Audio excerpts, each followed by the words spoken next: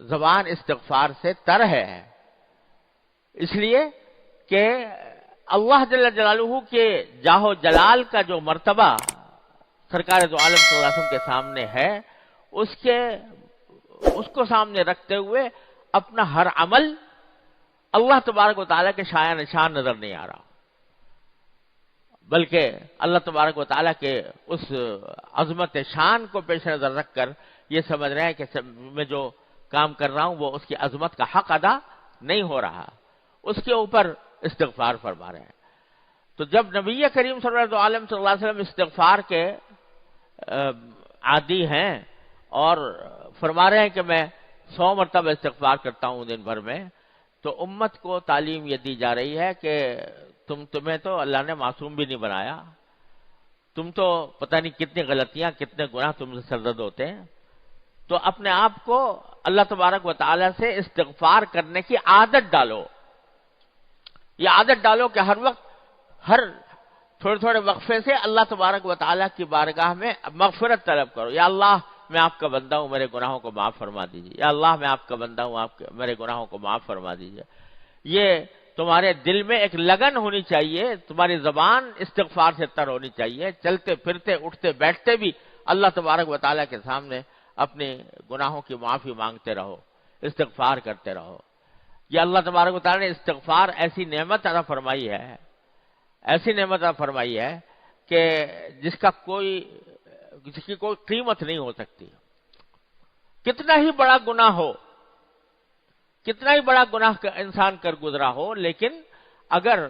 وہ اللہ تبارک و تعالیٰ کی بارگاہ میں حاضر ہو کر مغفرت مانگ لے، استغفار کر لے، تو اللہ تبارک و تعالیٰ اپنے فضل و کرم سے انہوں نے اعلان کر رکھا ہے کہ معاف ہے نا۔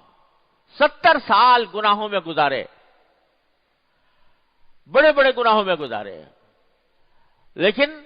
آخر میں جا کر اللہ تبارک و تعالیٰ کی بارگاہ میں اس نے اگر توبہ کر لی اور استغفار کر لیا تو اللہ تعالیٰ فرماتے ہیں التائب من الذنب کمن لا ذنب لہ، جو گناہ سے توبہ کر لے وہ ایسا ہو جائے گا جیسے کہ اس نے گناہ کیا ہی نہیں تھا۔ اور ہمارے حضرت حکیم الامت مولانا تھانوی رحمۃ اللہ علیہ نے فرمایا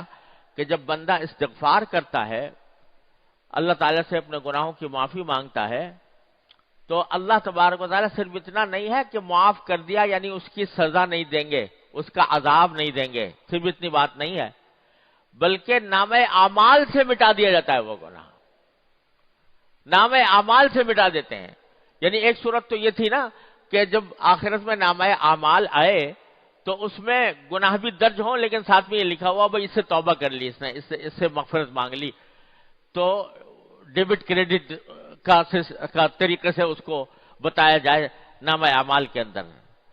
اللہ تبارک و تعالیٰ کی رحمت ایسی ہے کہ استغفار کرنے والے کے اس گناہ کا جو اس نے کیا تھا، جس سے استغفار کیا تھا، اس کا ذکر بھی نامہ اعمال میں نہیں آئے گا، ورنہ کم از کم اس کو دیکھ کے شرمندگی ہوتی وہاں جا کر آخرت میں کہ آخر میں نے کیسے گناہ کیے تھے۔ اللہ میں کہتے ہیں چلو سب میں نے معاف کر دیے، تمہارے نامہ اعمال سے مٹا دیا۔ یہ جو احادیث میں گناہوں کی معافی کے لیے تکفیر کا لفظ آتا ہے کہ گناہوں کا کفارہ کر دیا یا گناہوں کی تکفیر کر دی، لفظی معنی اس کے ہوتے ہیں چھپا دینا۔ تو معنی کیا ہے کہ چھپا دیے وہ گناہ جو تم نے کیے تھے، تم نے استغفار کر لیا، توبہ کر لی اللہ تبارک و تعالیٰ کی بارگاہ میں، تو وہ ہم نے چھپا دیے۔ چھپانے کے معنی یہ کہ نام اعمال میں بھی ظاہر نہیں ہوں گے، اب وہ آخرت میں بھی جا کے تمہیں شرمندگی کا سامنا کرنا نہیں پڑے گا۔ اتنا اللہ تبارک و تعالیٰ نے استغفار کو مؤثر بنایا ہے۔ تو ہمارے حضرت والا حضرت عارفی قدس اللہ تعالیٰ سرہ فرمایا کرتے تھے کہ اللہ تبارک و تعالیٰ نے انسان کو جب بھیجا دنیا میں تو اس کے ساتھ 2 ایسی چیزیں لگا دیں جو اس کو گناہ پر آمادہ کرنے والی ہیں، ایک شیطان اور ایک خود انسان کا نفس۔ یہ دونوں چیزیں ایسی ہیں جو انسان کو گناہوں پر آمادہ کرتی ہیں، کبھی نگاہ کا گناہ، کبھی کان کا گناہ، کبھی زبان کا گناہ، کبھی ہاتھوں کا گناہ۔ یہ شیطان اس کو اور نفس انسان کو گناہوں پر آمادہ کرتا رہتا ہے۔ گویا ایک زہر پیدا کر، زہر ہے یہ انسان کے لیے، جو شیطان بھی زہر اور انسان نفس کی خواہشات بھی زہر، جو اس کو ہلاکت کی طرف، تباہی کی طرف، اللہ تعالیٰ کی ناراضی کی طرف لے جانے والی ہیں۔ لیکن اللہ جل جلالہ کی رحمت سے اور اس کی حکمت سے یہ بات بعید تھی کہ زہر تو پیدا فرمائے اور تریاق پیدا نہ فرمائے۔ اللہ تعالیٰ جب جو زہر پیدا فرماتے ہیں، تریاق بھی اس کے ساتھ میں آتا، تریاق بھی عطا فرماتے ہیں، یعنی اس زہر کا علاج بھی ساتھ ساتھ دیتے ہیں۔ جتنے امراض پیدا کیے اللہ تعالیٰ نے، اس کے لیے دوائیں بھی دی۔ زہر پیدا کیا، اس کا تریاق بھی دیا کہ زہر اگر کسی کو چھو جائے تو وہ کیا کرے۔ اور مجھے ایک مرتبہ یہ واقعہ پیش آیا کہ ایک مرتبہ میں سفر میں تھا، تو جنوبی افریقہ کی بات ہے، وہاں سفر کے دوران ایک وادی آئی جس میں بڑی خوبصورت وادی تھی۔ ایک لمبا سفر ہو رہا تھا تو ہم نے سوچا تھوڑی دیر یہاں پر اس وادی میں ٹھہر کر ذرا اس کے ماحول سے لطف اندوز ہوں، اس غرض کے لیے گاڑی ٹھہرا دی۔ تو وہاں ایک بہت ہی خوبصورت پودا تھا جس کے پتے بڑے خوبصورت تھے، تو میرا دل چاہا تو میں اس پودے کی طرف بڑھا کے اس کے ہاتھ لگا کر اس کو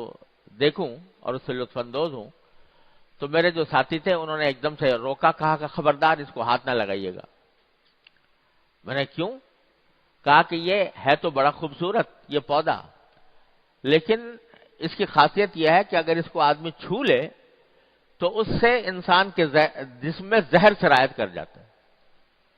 اور اس کی ایسی تکلیف ہوتی ہے جیسے کسی بچھو کے کاٹنے کی ہوتی ہے یا کسی موذی جانور کے کاٹنے سے جیسے تکلیف ہوتی ہے، ایسی تکلیف ہوتی ہے اس کو